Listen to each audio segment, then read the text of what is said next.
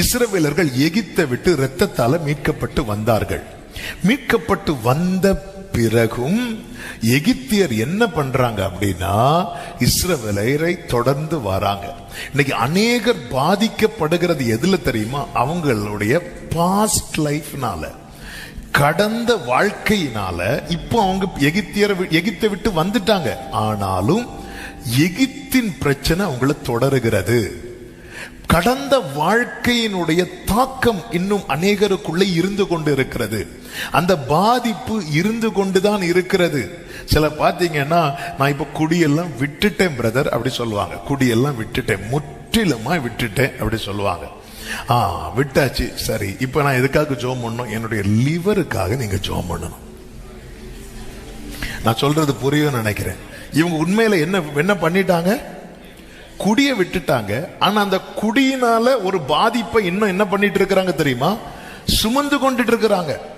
ஒரு எக்ஸாம்பிளுக்காக இதை சொல்றேன், அப்படி யாராவது கோச்சிக்காதீங்க, கர்த்தர் உங்களுக்கு விடுதலை தருவாராக. இதுதான் அநேகர் தங்களுடைய கடந்த வாழ்க்கையை விட்டுட்டாங்க. இந்த காரியம் வேண்டாம், இந்த பிரச்சனை வேண்டாம். ஆனா அதனுடைய அந்த பாஸ்ட் லைஃப் பவர் இருக்குல்ல, அந்த கடந்த காலத்துக்குன்னு ஒரு வல்லமை இருக்கிறது. கடந்த காலத்துக்கென்று ஒரு வல்லமை இருக்கிறது. அதனுடைய தாக்கம் அநேகர் லைஃப்ல தொடருகிறது. அப்படி பாதிக்கப்படுகிற நிலையில இருக்கிறவர்கள் கண்டிப்பாய் அடைய வேண்டிய ஒரு கரை இருக்கிறது. அந்த கரை தான் விடுதலையின் கரை. எத்தனை பேர் நம்புறீங்க? எனக்கு ஒரு விடுதலையின் கரையை வைத்திருக்கிறார். இந்த சத்தத்தை சமீபத்திலும் தூரத்திலும் இருந்து லைவ்ல கேட்கிறவங்க இருக்கிறீங்க.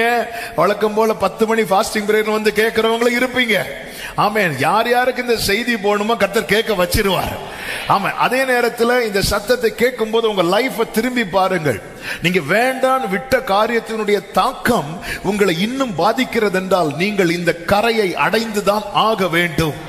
இந்த கரையில சேரும் போதுதான் இவர்கள் கண்ட காட்சி என்ன தெரியுமா?